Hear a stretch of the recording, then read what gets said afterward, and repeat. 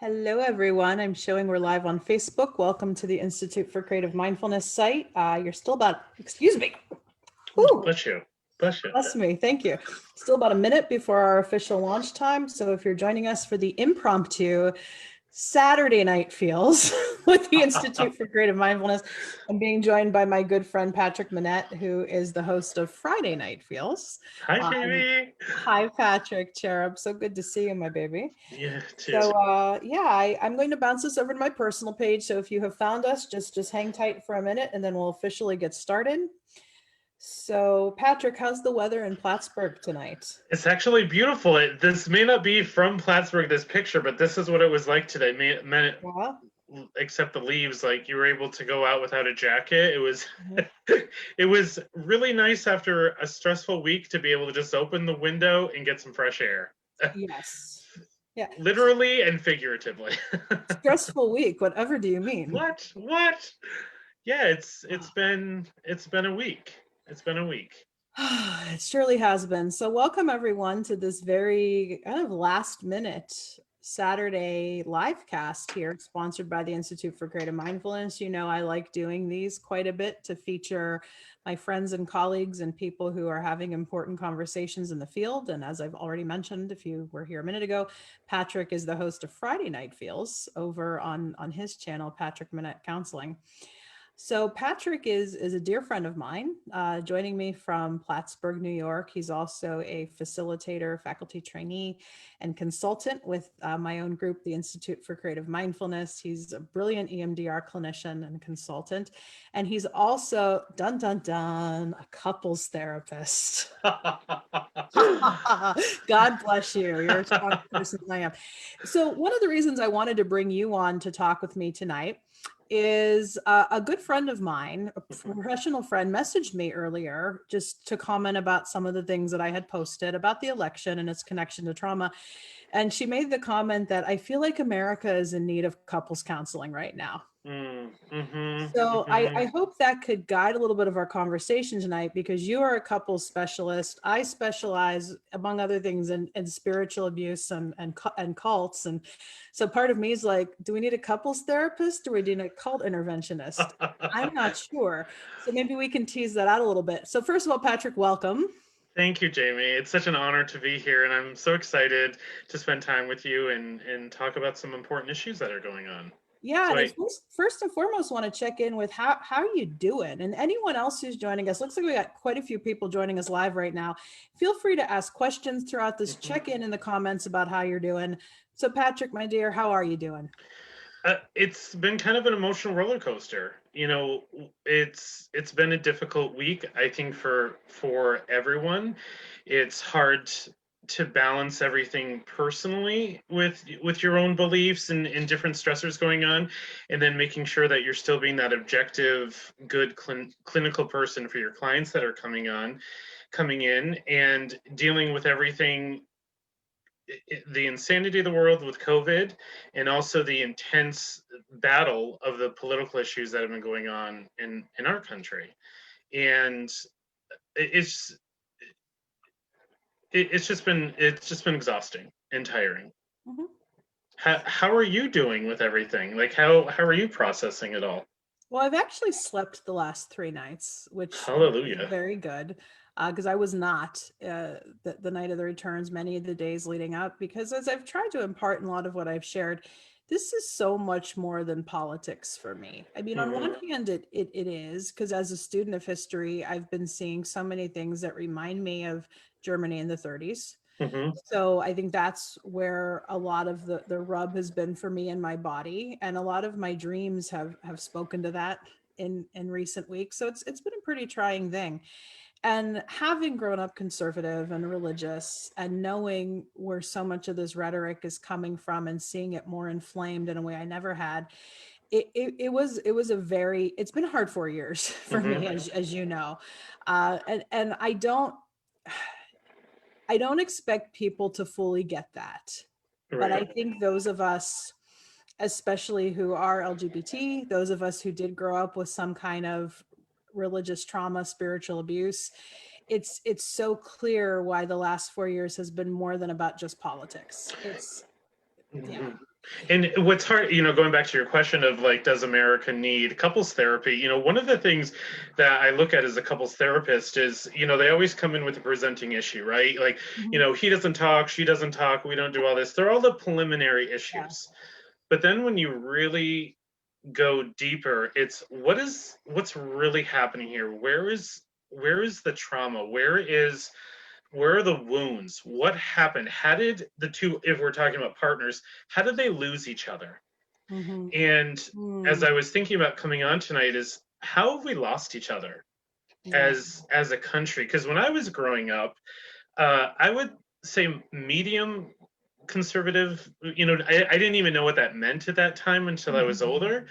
But I've been reflecting on this of growing up. I was always taught, about like respect, having a difference of opinion, conflict resolution, being able to say, all right, I don't agree with you, but I still, let's figure this out. And that has been destroyed, that ability. Because I think we see a lot of this, well, can't we just be friends even though we don't agree on this? But for me, this isn't about whether you like Domino's pizza or Pizza Hut. This is about, some of the issues that are coming up for me is like safety and respect and healthcare and all of the plethora of issues that we're talking about. And what has surprised me is I've always tried to be respectful the most I can. I'm human, Mhm. but I'm exhausted by the need to defend myself, Mm. because if you don't agree with me or if I don't agree with you, it's turned into a vicious battle. And it's just like when a couple comes in and they're like, either this couple's counseling works or we're going to divorce court. Right. And I think for me, in the last several years, it's been more of a case of I don't feel safe with you. Hmm. Hmm. Uh, and I'm the first to admit maybe that is colored by my past, but I also know I've done a heck of a lot of therapy about my past and a lot of EMDR to know that part of my responses may be adaptive. So I'll give you an example, and then Okay. we can launch further into this question of, is this something couples counseling can solve? That I have always believed, and I still believe in this idea of unity and bridging, and that we really all are pieces in the same mosaic and Hmm. cut from the same cloth and different roads up the mountain and all that good stuff, however you want to put it.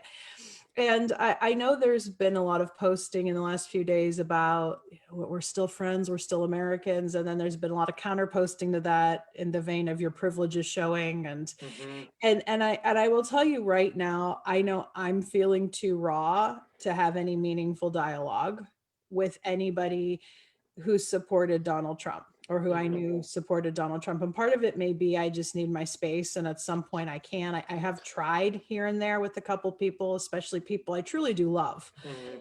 close to me, as opposed to, randos on Twitter, if I Right, may. right, right. And it just very much feels like, especially as somebody who is out as bisexual, who is out as having a major mental illness and an addictive disorder, who is out as somebody who believes in the rights of women and refugees, that, man, you just will never get me. Hmm. You will never get me. That's very much how I feel. And it just increasingly over these last 4 or 5 years has had more of this quality of, it's more than just disagreement. I don't feel safe with you, not you, Right, Patrick, of course. right, right, I'm just using the hypothetical you.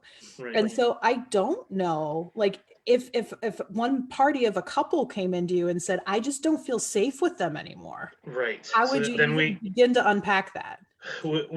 there's a lot of work to do, and really being able to look at the dynamics in the couple, look at what's happening, being able to assess the history to Mhm. see.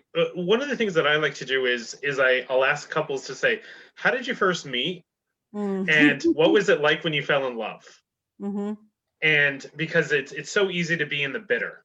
Yeah. So and being able to look at that of like, when did that lack of safety, because if we're looking, one of the Mhm. approaches I take is looking through attachment lenses. Right. So when did this safety between the partners start to decay? When did that foundation weaken? Mhm. And when did you go from dancing together as partners to, all of a sudden you don't recognize each other. Mhm. And that's what I think I see is sometimes, if we're relating it to what's going on in our country, is that safety. I experience that too.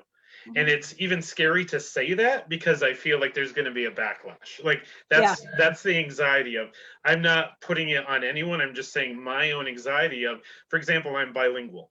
Right. And one of the things that I've seen is, people who are not speaking English in the last 4 years have been verbally attacked, told to leave. And it's scary, but it's also enraging because I am from here. This is my country. I grew up to be proud of it. I grew up to know, like, my family are hard workers, that you help each other, that you Right. support each other. And I grew up learning that the United States was a melting pot of culture and everything. And then all of a sudden, somehow that was bastardized, that it Mhm. was a bad thing. And I couldn't keep up with it. And Yeah. I think when we're talking about a couple, it's the same thing of one day you wake up and you don't know who's next to you in Yeah. your bed. And Patrick, I have really tried to put my shoe on the other foot. Hi, Misty. With with a lot of my friends and family who are conservatives. And part of why that's easy for me is I know I say that almost every time I'm on here. I grew up with this. Like I grew Right, up in this. And I know that a lot of folks who are Trump supporters would see me as a typical liberal elite, somebody who's educated. I have a doctorate. As somebody who's queer, I might represent a threat to what they have learned as social norms. And I think Pete Buttigieg has done a really good job of, as a gay man, but who's from South Bend, Indiana, right, being able to try to communicate with people and say, hey, listen, I understand, or I get that this may feel like a rapid jolt on everything you've been raised to believe or everything the church has told you to believe. And on one hand, Patrick, I get that, and I want to step in the shoes of another. But on another hand, as somebody who was hurt so much by the church in a lot of different levels and has been hurt so much by religious people, and I've seen good friends of mine literally die, right, whether of addiction or suicide, because of how holy people have treated them. right, It's like, I don't, like, no, I can't right, go there anymore with you. right. And Diagnose me. oh, good try. Good try. It's pain Yeah. because how do you, can I just give me a second because I just want to process that, because that's really vulnerable and powerful what you just shared with me, and I really appreciate you Mm-hmm. going there with me and sharing it with everyone that's watching tonight, because I know it's the voice of many people, and I can relate because it's scary and it's frightening. And one of the things that I've seen to that is, growing up, it's cool to talk to other people of different backgrounds and cultures and political beliefs and all these different things of, but something shifted to where it became vicious and dangerous to talk about a different beliefs. Yeah. And in my experience, and I'm just saying, in my experience with people in my life, it became so volatile. People who I love and looked up to, family members, friends, it I couldn't even share my opinion without being asked to prove it. And that to me was really traumatic. It really made me feel, wow, am I wrong? Am I missing something? So it's not even about, I can't hear this discussion, because all of a sudden then the insults were coming in. And Yeah. that, as you and I have talked about, there's that, whether a person is or not, there's that narcissistic trait there Mhm. of projecting their issues onto me of, I'm not I'm not trying to convince you. I'm not trying to get you on my side. I'm trying to be heard. Yeah. And I'm trying to tell you what my concerns are, what my worries are.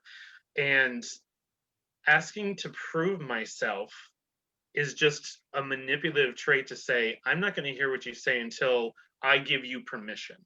Yeah. You know what I'm saying? And that's kind of where I struggle of, you trying to hear it of from different people and their different perspectives of. And I got to the point too where it just, I just got pissed off, and it's like, I'm not going to do this anymore. Like, I don't have to justify anything Right. to you. And a comment from a previous guest on our live cast just came through, Janice, who was one of my dear friends from graduate school. Janice says, explaining has me worn out. I'm tired of having to explain my existence and therefore what I believe. Yep. And we have a couple other people checking in with tired. We have some tired and hopeful. And I think that's kind of the balance that a lot of us are trying to navigate right now. Is there hope for this? Is there hope for moving forward? I think a lot of us, whose candidate won, are feeling hopeful. But I'm honest. I also am fearing backlash because I know how both narcissists can be and how certain cultic dynamics can play out. That when the leader is challenged. And to be clear to any friends and family who may be watching this, I'm not directly saying you're in a cult, but I would ask you to take a little bit of a look at, maybe I'll talk about this in a future live cast. It's getting a little bit past what we can talk about today. Yet it is a genuine, I'll keep it about me. It's a genuine feeling I've had with a lot of you that I've just wanted to reach in and pull you out of this. Right. Feeling like there is a brainwashing that's happened, because like Patrick, you hit such a nail on the head that there was some kind of switch, because I've grown up with red blue conflict my whole life, right? And somewhere along the way it just got nasty. And we can talk about, was it President Trump? Was it people's racist reactions to President Obama? And this is just what our country does. We have these reactionary types of, but I really believe what's coming up now has always been there under the surface. And the events of these last many years here has just been a catalyst for it bubbling up. And I think, like any therapist will tell you, you can use that as an opportunity. Yes, to grow. And that's kind of, when you asked me how I was doing too, it's also hard professionally because you see so many people, you're listening to anxiety on both sides for the last week of safety, of worry, of trying to help people regulate their emotions and their trauma, and also how do you guiding couples, families, parents, children who are on different political things and whose relationships are deteriorating. It's really difficult of seeing how insidious this battle has become. Yeah. And I think going back to whether it's whatever your belief is it's no longer hidden. And I guess for me, that's where I have hope. And I know people are anxious and there's worry, but I have hope because I believe in us. And I believe in our. That's why you're a couples therapist and I'm not. Well, I believe in people's resilience, and I believe that one of the issues is when we're talking about with couples therapy is they come in talking about the spilled milk or the bills that aren't getting paid. But when we can really go into those deeper layers and see what is the unresolved issue, what is the injury, what is the wound, when that all of a sudden can come to the surface, then we can start moving mountains. But a lot of the hard work, as even with trauma work, is building that window of tolerance to even having the discussion of where is that injury. Yeah. And I think my biggest fear is if I were to do that with Trump supporters in my life, the answer would be this fear that my way of life is being taken away. And while I can hear that and appreciate the wound behind that, what I also hear as the subtext is, because all this progressive movement is happening, validating lives like mine and lives like my Black friends and my brown friends and my feminist friends, that makes me somehow your enemy just for being myself. Right. And that feels really gross. And I don't know if I could engage in further dialogue. I'm just being honest. Yeah, well, and I would say then you got to honor that. I mean, just as we would say to anyone else, if you're not feeling safe, you got to take care of yourself until you can have those discussions. And just as I would say to any client or a couple, is sometimes we need a timeout. Yeah, and I like that idea about the affective window of tolerance. We talk about that in trauma work all the time, that you need an affective window. And something I posted today just on my general sharing page is how if you need to take a step away from your friends or family on the other side. And I had a family member on the other side who asked that of me a few days ago, like now's probably not the time to talk about this. And I had to ask it of a family member. And I do think that is okay. And I'm really glad you framed it as affective window. There's a couple comments I want to get from other ICM team members who are watching. Our good friend Mara Stein, Hi, Mara. Stein from Chicago is watching, and I hope to get her on a live cast here in a few days. She's also a couples therapist. She said, I feel a lot of despair personally. In listening to this conversation, I keep thinking about the powerful need, like with couples, to be heard and seen and understood. The more our diversity and individuality becomes more visible, the more uncomfortable others become. And they can't hear because it means having to look inside what it evokes in them. And she goes on to say, I also think that as a culture, we haven't gained skills and comfort talking with respect and curiosity about the smaller differences between us. So when the larger wounds happen, we're absolutely without capacity. And then Tom Zimmerman, who is another ICM team member and a good friend of mine, says somewhere along the way, the other side lost the ability to distinguish between clear narcissism from patriotic strength. A deficit that deep is on the level of personality. So I guess that brings up the question, and you're the hopeful one, and I promise we'll end this on a message of hope, and we'll wrap up by 8 Eastern so we can all go hear President-elect Biden. But is there ever a situation where couples counseling doesn't work? Yes, absolutely. And what's the death sentence? I don't frame it that way, Jamie. Okay. One of the things is, it's really funny is someone said to me, that you're not gentle once. And I said, I don't think it's not that I'm not gentle. I think it's that I'm direct. Mm-hmm. But also, if you are in the 7th level of hell, I will go there and I will fight for you as long as you ask me to. Mm-hmm. And so as long as couples are willing to fight and do the work and be there, I will do whatever I can to help them in any way. But I also honor free will choice. Yeah. And sometimes couples come to therapy to find healing and hope. And sometimes they come to therapy to learn how to say goodbye. Wow. And I think we're so afraid sometimes that we think saying goodbye is so awful. But sometimes it's the biggest gift we can give to ourselves and to the other party of saying, I love you enough to know that we both deserve more. Mm-hmm. And that's maybe where my hope comes of, what Mara was saying is, yes, it's all true. It's exhausting. It's tiring. But I've also seen people fighting for a voice that's been taken from them. I've seen people who never had a voice now fighting for one. I've seen people younger, older than me inspire me and change my heart, and their resilience and their passion and their ability to see the darkest of days and not let it change their hearts. And that's what gives me hope. Of, you may spit in my face, but if you fall, I'm going to pick you up, because that's who I am. You can do whatever you want with that. But we do have to take care of ourselves, just like I was saying to you, of that fear and that safety. But I'm not going to stop being me. No one will take that from me. And I don't care if that's the last thing I say, if I go, like, I'm going to be who I am.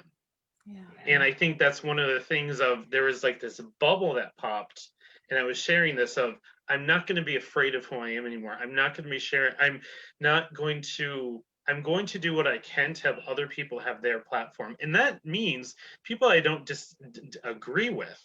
Like, I don't care if we agree or disagree, but we're going to do it respectfully and we're going to do it safely. Yeah. And that's becoming my mission of, I'm tired of being afraid. I'm tired of being anxious. I was thinking about growing up. I don't know if you ever heard this. Like, when you go to a family, you don't talk about politics and religion. I'm kind of sick of that BS. Yeah. Like, why not? Like, we're living it. We might as well. Like, I'm not going to be the ostrich anymore, and I'm not going to play by someone's rules. And talking about narcissism, the book that you and I have talked about is, Out of the Fog, Healing from Narcissistic Abuse. And what her premise is that fog stands for fear, obligation, and guilt. So if I'm making a decision or not making a decision based out of those 3 things, I have some work to do. Yeah. Because then I'm not being genuine to myself and to the people in my life. Yeah. That's a great place to wrap it up for tonight. Anytime I talk with you, I feel we can talk for 3 hours. I know. Oh, I'm just look. I love it. I just want to say on a personal note, Patrick, I think this is why we're such good friends. Thank you for loving me exactly as I am. And I do. And I appreciate and honor and respect all the work that you do. And I know you've put yourself out there in a vulnerable way that other people, I think, haven't felt safe or able to do it. And I think your bravery is giving people who have been powerless a platform. And I really honor and respect everything you do for all of us. And I honor and respect everything you're doing to heal trauma, of course, in general, and to heal relationship, because I do think we are built to be in relationship and connection. And I've learned this week, there's nothing more important to me than human connection. Right. Nothing. And thank you for the work you do to heal that. So everyone, let's go watch the president-elect. Yeah. I know he's coming on at 8 o'clock Eastern. If you're watching this on the replay, hopefully you had a chance to catch it out. Maybe you want to avoid it. You do you. Yeah. And I will, I'm doing a special live cast panel with Patrick on December 4th on his Yes. channel. Yes. Patrick Monette. Patrick, tell us your channel again, Patrick. Patrick Monette, Mental Health Counseling. It's on Facebook and on YouTube. Patrick Monette, Mental Health Counseling. So December 4th, we're doing a special panel on spirituality in the LGBTQ community. Yep. On Friday Night Feels. And I'm going to try to get Mara on here in the next couple of days to continue this conversation about, does America need a couples counselor? Wonderful. I love it. Have a good night, Patrick. You too, Jamie. Take care. Bye.